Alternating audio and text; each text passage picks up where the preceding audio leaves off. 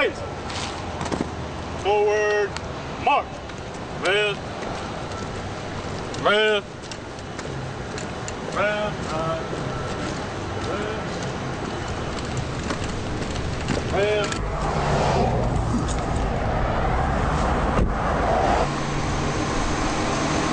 There's Yanceyville and Salisbury, Yanceyville and Leaf, and in that area is where I went ahead and clocked you, and then I went ahead and turned around on you. Prepping for inspection, Hamilton. I have had fear of losing my wife since April 13th, 2007. That was the day that we were delivered the news by a doctor that indeed we had breast cancer. My mass was 6 millimeters by 8 millimeters. It was diagnosed as stage 1 early on.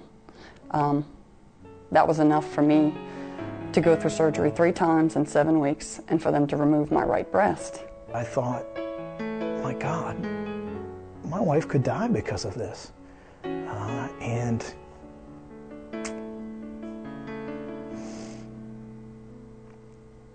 I wasn't ready to lose her.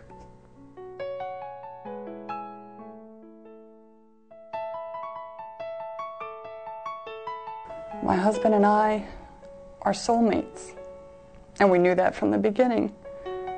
And we're friends, and we respect each other. And it goes really deep. And after this diagnosis, I don't know if it can get any deeper, but it has. I told my wife that I was going to stand with her, beside her, through everything. Not just today, not tomorrow, but forever. I chose that decision because my wife's the biggest fighter that I know. She is a fighter, and I was going to fight with her. I think I'm going to be okay. I think what scares me the most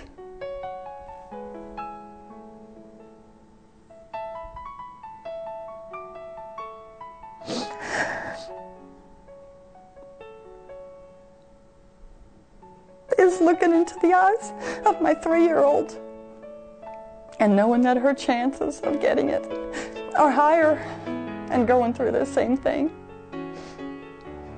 And that would, it scares me, but it makes me stronger to want to find a solution. I'm not going to give up, but I want to do this for her. We have way too many women that have to go through too many invasive procedures every year. We have too many women that die, that lose their lives to this terrible disease every year. And for what? And why? Because they're doing everything they're told to do?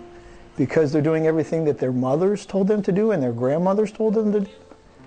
No, they're losing their lives because we have not yet found that one biological test to tell women, hey, you have breast cancer and you have it now. We're going to treat it and we're going to do something about it. You're not going to lose your breast. You're not going to have lumpectomies and mastectomies. You're not going to go through radiation. You're not going to go through chemo because we found it because of this test. The exams to me didn't work. There's got to be another way. There's got to be another test out there that can predict or show that you have breast cancer and not have to go through this, where it's sitting in your body for 6 to 8 years. There's got to be a way for women to know that we can find this test. We live in the most intelligent civilization in the entire world, and yet there was no simple biological test for breast cancer. And I said, you know what? That's ridiculous. It is absolutely ridiculous. And I said, I'm going to do everything in my power to make this happen. And I wasn't a doctor. I wasn't a researcher. I'm a police officer in a small city in Greensboro, North Carolina. But I said, you know what? There's one thing I do have, and I have an idea. And the idea came for a coin to not only raise funds possibly for breast cancer, but also to give the inspiration and the motivation to every woman that is either going through or that has been through this horrific disease. What they need as far as inspiration and courage and motivation to get through it. Makes me mad. Makes me mad that I did all the right things. But there's a lot of other women out there doing the right things There's a lot of other women right now that are probably watching this that have it and don't even know it. That's what we need, an earlier detection. Something that says it's in your body. People sit there and tell me every day that this isn't decades away. It could be a matter of months. But you know what? Unfortunately, like a lot of things in our society, researchers and doctors need that funding to run these tests in laboratories and then to bring this biological test to detect breast cancer earlier in women to fruition, to save lives, and hopefully the lives of tens of thousands of women every year.